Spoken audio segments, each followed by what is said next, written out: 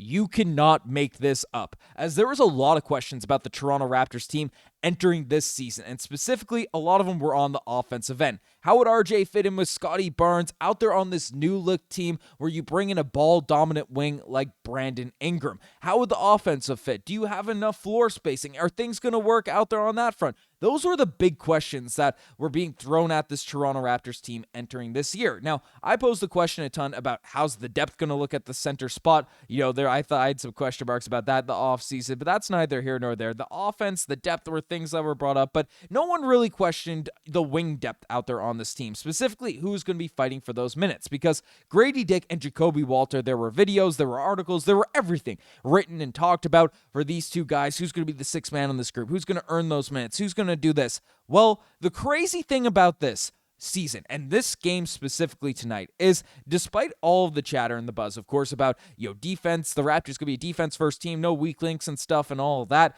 the defense was still fairly spotty at this point. The offense has been what has really taken over for this team, and everyone's expecting, okay, the offense is going to be good. It's going to be the floor spacing Jakob Poeltl and Gradey Dick, and honestly, those two guys have not been the answer so far this year, and one man just made his name heard, and a lot of people wouldn't have expected it, but Jamison Battle, man, this dude really is earning his minutes for the Toronto Raptors. He won us this game. He is the reason the Raptors are not right now 1-5, and you can see it in the box score. This man in just 15 minutes of action had 20 points, 1 rebound, and shot 7 of 7 from the field and 6 of 6 from the three-point line, a plus 28 for this game. The Raptors, there was a lot of momentum swings out here in this one. You can take a look at it. The red line is the Raptors score, and the maroon line is the Cavs score. You can see it interweaves. It was lots of leads and losses and stuff, especially the back half of this game, but it was Jamison Battle that really made the difference out there for this Toronto Raptors group. And yes, you see the crazy shooting, you see all that from Jamison Battle, and that's unsustainable. You're not going to be able to shoot 6 of 6 from the three-point line every single night. That is what it is. But one thing that Jamison Battle clearly proved, and is doing better than both of these guys right now in Gradey Dick and Jakob Poeltl, at least in tonight's game, and it's something you probably wouldn't expect, but he's actually trying out there on the defensive end. It looks like he's put on some muscle. You could see those triceps looking bigger out there for Jamison Battle, not just in this picture, but just in general of him out there on the court. Jamison Battle has been a guy that, if you look at him, he has been the most consistent three-point shooter on this Toronto Raptors team for the last couple seasons out. And now he's playing effective defensively, at least playing better defensively than, Jakob and Gradey Dick. Jakob Poeltl's trying, but he's not giving the offensive firepower, and both those guys have been streaky and haven't really taken over their minutes. And it was a forced Darko Rajaković. He was forced to be in this situation right now because we look at how this game went. Right, you see a few question marks out there on the bench, and you see Gradey Dick only played 5 minutes in this one. Jakob Poeltl only played 10 minutes in this one, and neither of them were too efficient, right? 1 of 4 for Jakob Poeltl, 1 of 2 for Gradey Dick, and he is in a tough spot. Like, again, I have not been on the train of fire Darko Rajaković after 5 games when we don't have a center. That's not been my take, but there has been a lot of disdain for the way Darko Rajaković has been coaching this group, coaching this team to start off this year, and he's making some tough decisions early on, and I get it. I get, this team is young, that's all that stuff, and you want to develop players, and Gradey Dick and Jakob Poeltl still have extremely high potential. Don't get me wrong with this video,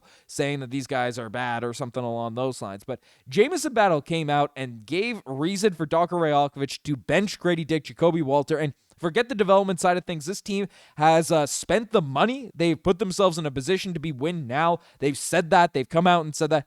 I mean, Jamison Battle is also young as well. If he's playing that level, playing that way, you got to give him the minutes. You got to give him the run. And Darko Rajaković made some tough decisions in tonight's game, and that has to be respected because people have been bagging on him, but this has to be brought up because, again, a lot of credit has to go to Darko for this win. Josh Lundberg pointed this out, saying depth is a double-edged sword. It's nice to have options as a coach, but you got to push the right buttons, and he did tonight. He went away from Gradey Dick after 5 unproductive minutes and tried Battle. Battle, of course, was amazing, knocking down 6 threes. And he also narrowed the gap in playing time between Immanuel Quickley and Jamal Shead. Now, I have been a Jamal Shead. I have been a Shead head out here on these videos, out here on these streams. Everyone knows my bias is for Jamal Shead. I think he is phenomenal. I think he's an awesome basketball player. And in tonight's game, didn't blow anyone away out there at the box score, but still, felt stuff up. 21 points, 21 minutes, 9 points, 7 rebounds, 4 assists. Played hustle defensively as he always does, was efficient out there, knocked down his three-point shot, and personally,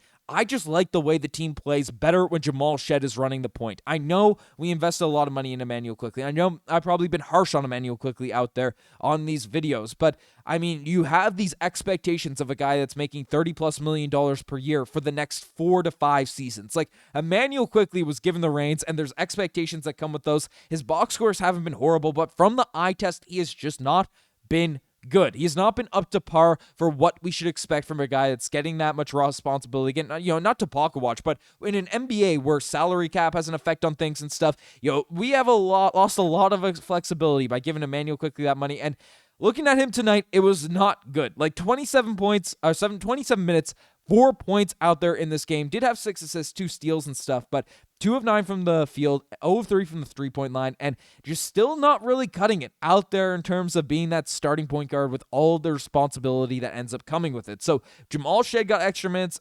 Jamison Battle got some extra run in this game, and Darko Rajaković has been forced into some tough decisions. Now, we faced against a Cleveland Cavaliers team that didn't have Jared Allen, didn't have Donovan Mitchell, and didn't have Darius Garland. So that is what it is. You have to take this game with a grain of salt. And frankly, this game was still pretty close for comfort. I mean, it was a close game. And you're facing up against the Cavs. You did shoot a better three-point percentage, of course. Jamison Battle going crazy like that.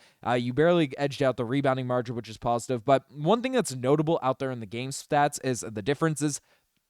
The Raptors only forced 14 turnovers. And you might say, hey, Ben, that's not great. I mean, this is supposed to be a turnover-forcing team. But the thing about that is they're playing less aggressive, which ends up leading to less straight-line drives, which ends up leading to less pressure out there on the big men to protect the rim because you're staying in front of people rather than going for steals, deflections, and turnovers. And you can see that have an effect out there on this one in this game. No one with crazy foul trouble. Jamal Shead had 4, but other than that, no one dealt with any of the foul issues that we've been seeing over the course of this season.